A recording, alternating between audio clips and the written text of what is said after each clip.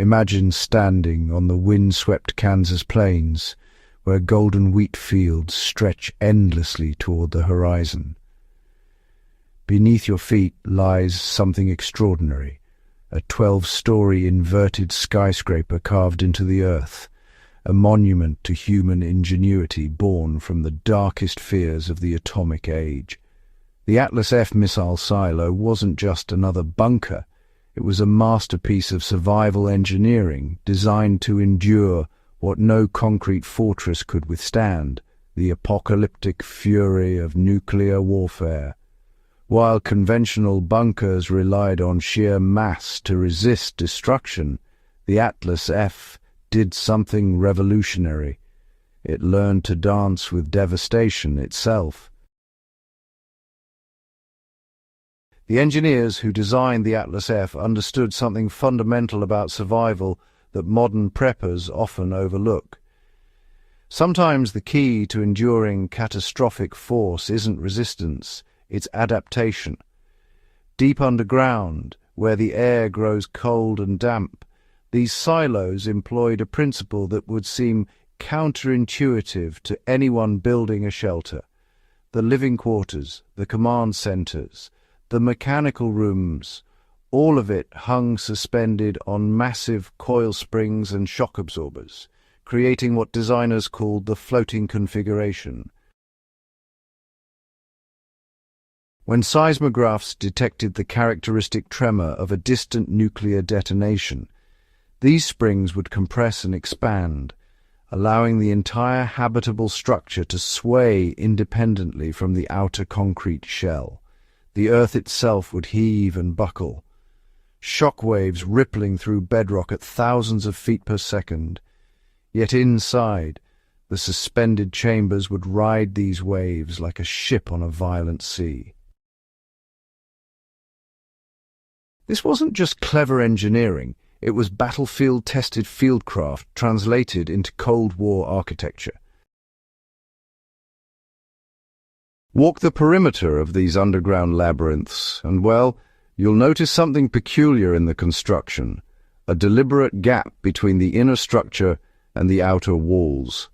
3 inches of steel rebar, reinforced concrete, formed the exterior cylinder, designed to channel the immense forces of a nearby nuclear blast downward and around the facility, rather than directly through it. But the genius lay in what didn't connect. The interior floors never touched the outer walls. Compressed air systems maintained constant pressure in the gaps, creating cushions of atmosphere that would absorb concussive energy. The 75-ton blast doors, thick enough to stop a freight train, weren't just barriers against radiation.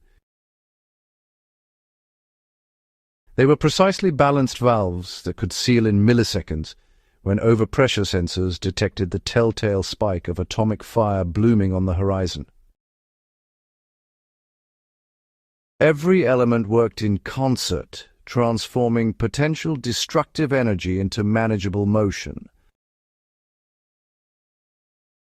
Descending those 176 feet into the missile silo complex reveals another layer of survival wisdom that ancient peoples understood instinctively, but modern civilization often forgets. Depth equals protection. The Dakota Formation limestone that caps many of these Kansas silos provides an additional 45 feet of natural armor, compressed over millions of years into stone harder than most concrete. This geological shield, combined with the engineered layers below, created protection profiles that could theoretically withstand overpressures exceeding 20 pounds per square inch at ground zero of a 20-kiloton blast occurring within a mile. To put that in perspective, most above-ground structures collapse at just 5 psi. Underground, the temperature stays at a steady 58 degrees all year long. This remarkable consistency means there's really no need for excessive climate control, which is honestly a vital consideration when fuel and resources start to run low. You know, the Earth itself becomes your ally here, your insulation really, and well, your first and last line of defense. Today, as these decommissioned titans of deterrence are transformed into private sanctuaries by those who understand that, actually, preparedness isn't paranoia, they end up teaching us something quite profound about what true fieldcraft really means.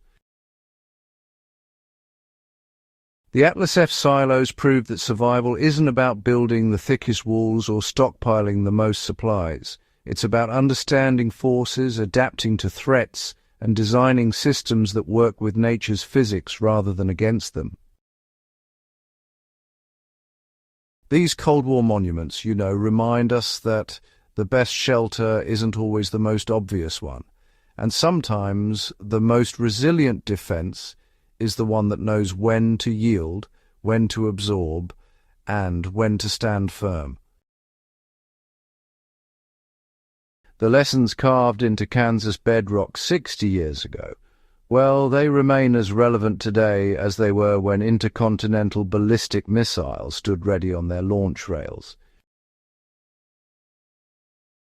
Subscribe to Fieldcraft Chronicles to continue exploring the intersection of history, engineering, and survival. And hey, share this video with anyone who understands that true self-reliance comes from learning the hard-won wisdom of those who prepared for the unthinkable. The art of survival isn't just in your gear, it's in understanding why and how the masters built what they built.